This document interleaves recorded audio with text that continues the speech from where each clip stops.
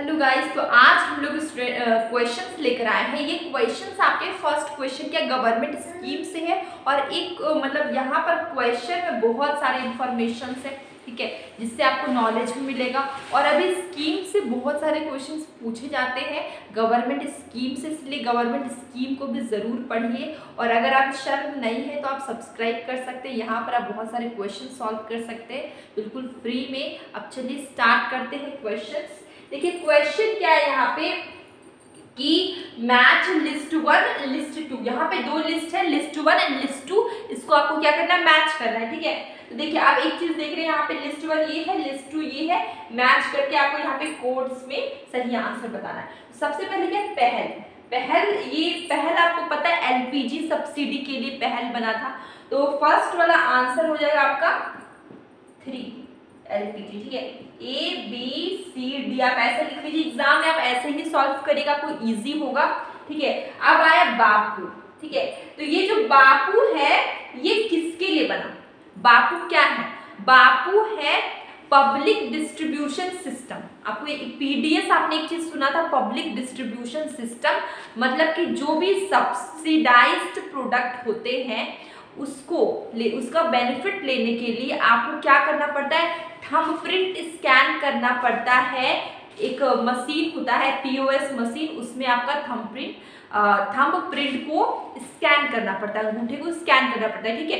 तो ये है बापू जो भी स्कीम है, इसके तहत ऐसा होता है। इससे पहले आप स्कैन करेंगे फिर आप वो सब्सिडाइज्ड प्रोडक्ट को ले पाएंगे, ठीक है। तो ये आपका बापू है, ये बहुत इंपॉर्टेंट है। जैसे कि आप मान लीजिए केरोसिन ले रहे हैं, कुछ ऐसा प्रोडक्ट ले रहे हैं, तो आपका सबसे पहले आप थंब प्रिंट देंगे पीओएस मशीन में, ठीक है, आपका आइडेंटिटी चेक करेगा, उसके बाद आपको सब्सिडाइज्ड प्रोडक्ट मिलेगा, ठीक है। तो ये आपको कहाँ मिलता है, पब्लिक डिस्ट्रीब्यूशन सिस्टम, पीडीएस बोलते हैं, पीडीएस में आपको मिलता है पब्लिक डिस्ट्रीब्यूशन सिस्टम, जहाँ पे पब्लिकली डिस्ट्रीब्यूशन हो रहा है उसके तहत आपको वो जो सब्सिडाइज्ड प्रोडक्ट मिलेगा, ठीक है। तो उसी को हम लोग बोलते हैं बापू। वहां पर क्या होगा, आपको क्या करना, अपना आइडेंटिटी आपको वहां पे आपको देना होगा, ठीक है। अपना थंब प्रिंट आपको पीओएस मशीन में स्कैन करना होगा, इसी को हम लोग क्या बोलते हैं, बापू बोलते हैं, ठीक है। बहुत इंपॉर्टेंट था, मैंने एक जगह पे बापू का फुल फॉर्म भी लिख रखा था, बायोमेट्रिकली ऑथेंटिकल फिजिकल अपडेट, ठीक है। तो बापू क्या है आपका, बायोमेट्रिकल ऑथेंटिकेटेड फिजिकल अपडेट। कहाँ मैं लिखूं, स्पेस नहीं है, मैं यहाँ लिख देती हूँ, ठीक है।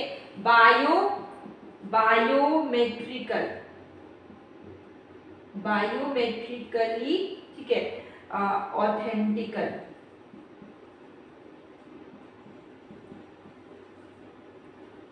Authenticated physical update.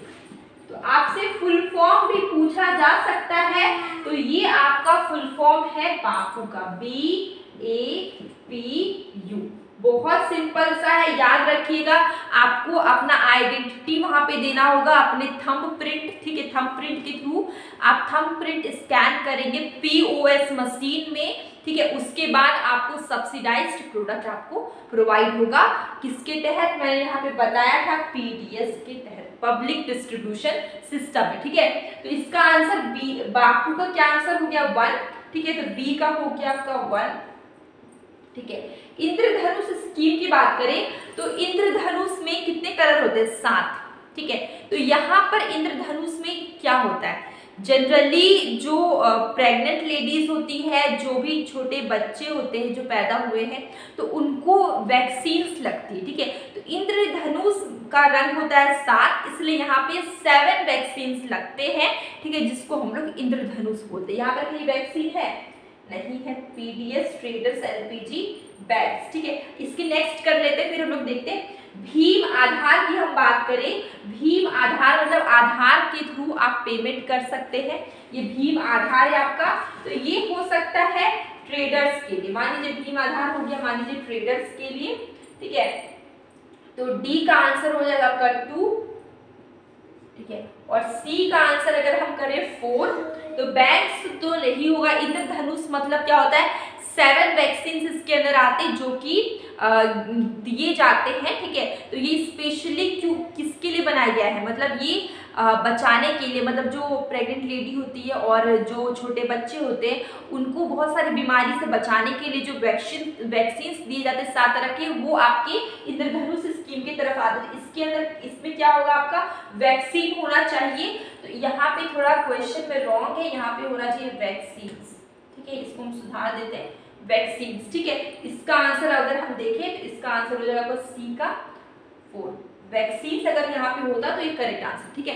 तो देखिए 3142, 3142 B is correct answer, answer हो जाएगा आपका 3142। तो एक क्वेश्चन में आपको कितना सारा नॉलेज और इंफॉर्मेशन मिल गया, ठीक है। अब नेक्स्ट क्वेश्चन आते हैं, the proposed expenditure and anticipated revenue are equal. यहाँ पे कुछ भी वर्ड लिख दे, प्रपोज्ड लिख दे, एंटीसिपेटेड लिख दे, माइंड पे क्लियर रखना है कि क्या बोला गया, एक्सपेंडिचर मतलब कि खर्चा, जो भी खर्च हो रहा है, ठीक है। एक्सपेंडिचर एंड रेवेन्यू, रेवेन्यू मतलब क्या होता है, इनकम। एक्सपेंडिचर और इनकम, खर्चे और जो आय है, दोनों क्या है आपकी इक्वल है, इक्वल। जब भी एक्सपेंडिचर के बराबर हो जाएगा आपका इनकम, इसको हम लोग क्या बोलेंगे, इसको हम लोग बोलेंगे बैलेंस्ड बजट। जब भी एक्सपेंडिचर के बराबर इनकम होगा, इसको हम लोग क्या बोलेंगे, बैलेंस्ड बजट। तो आंसर क्या हो गया, सी, इसका आंसर हो जाएगा सी, ओके। सिंपल था, यहाँ पर इतने सारे वर्ड थे, इसका कोई ऐसा आप कंफ्यूज मत होइएगा। सिंपल आप क्वेश्चन में से आप मेन की पॉइंट्स को ढूंढिए।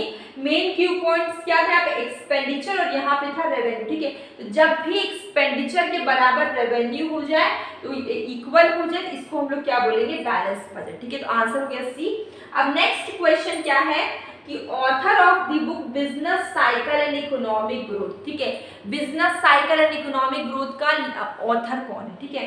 यहाँ पे 4 ऑप्शन है, शूम्पीटर, डजनबेरी, सैमुएल्सन, हिक्स, ठीक है। तो ऑथर ऑफ द बुक की बात करें तो इसका आंसर होगा बी, डजनबेरी, ठीक है। Business cycle and economic growth किसने लिखी है, डजनबेरी ने। तो इसका आंसर हो जाएगा आपका B, answer will be B.